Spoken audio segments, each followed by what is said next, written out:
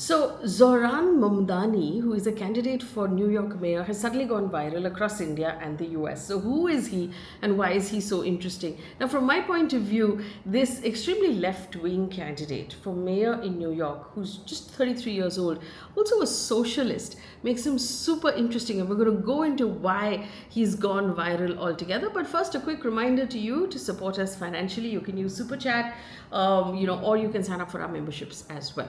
Okay, so this young man is 33 years old. He's a Democrat socialist who has declared victory for the Democratic candidature for New York mayor for the race that will now happen. And he's defeated a political veteran, Andrew Cuomo, who previously served as state governor. And that is being considered a massive political upset, right? Now, if Mamdani is elected, he will become the first Muslim and the first Indian American to lead New York City. And the reason why this is such a big deal that he's won the Democratic candidature is because New York is staunchly, liberal, and they tend to vote Democrat. And so invariably the liberal candidate is most likely to win. Now, the results on Tuesday night for that primary showed that he's falling short of 50%, which is the threshold he needs for an outright win. But he'll go up against Eric Adams, who had also won. He's incumbent. He's the current outgoing mayor. He had won from the Democratic Party, but he's now contesting for a second term, apparently, as an independent. And that race is now going to start. But why is Mamdani interesting? So he was apparently, quick history, born in Uganda, Kampala. He's lived in New York since he was 7 years old. Studied in Bronx. He, went to college in New York. He founded a campus chapter called Students for Justice in Palestine. And that's very interesting. He's millennial, he's progressive, his roots are in the city. He apparently, this is interesting, he's really owning his heritage or his identity. He put out videos in Hindi, in Urdu, using Bollywood clips. He's married to a 27-year-old Syrian artist.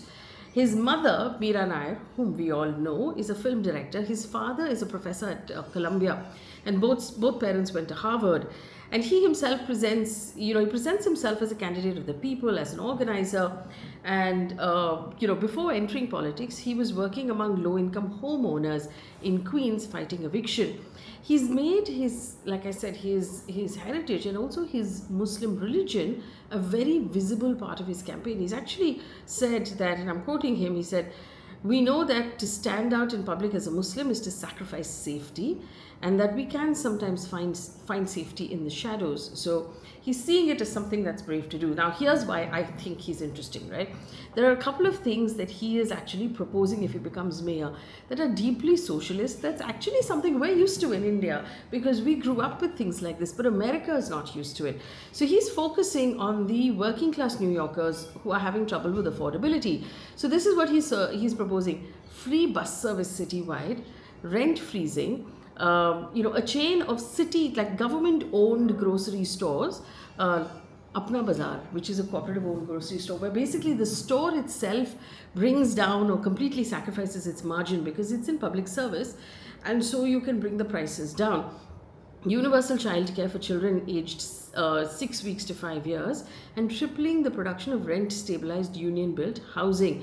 So basically what he's doing is suggesting socialist schemes where the government looks after people by giving them free transport so they can get to work, by controlling the rent, by giving them, by the government owning grocery stores, and childcare, and stabilizing rent and building houses from sort of the Mara DDA complex idea. Again, India, when we started off as a country, we're socialist. We decided that our government was going to do all of these things in order to provide housing and transport and education and childcare for the people who needed it the most so that they could work well. For America, this is an interesting thing because it's such a capitalist country. And also because, remember what America's history with socialism is, right? America had considered a great level of historical hostility when it came to socialism during the McCarthy days, when it was called the Red Scare, and everybody thought that calling yourself a socialist in America was a career killer. So effectively, here is a left voice, a liberal voice, which is from the far left, is actually challenging the central democratic line in America, saying that if you're going to take on the Republicans, if you're going to take on Trump, then you need to have the guts to stand for what you really want to stand for and not be wishy-washy like some of the candidates we've seen so far. There's another very interesting thing about him. He has been a vocal critique of Israel. So Mamdani has apparently criticized the Israel government, their treatment of Palestinians. In 2023, he introduced a bill to end tax-exempt status for New York charities who have ties with Israeli settlements. He has criticized Israel's actions on Gaza.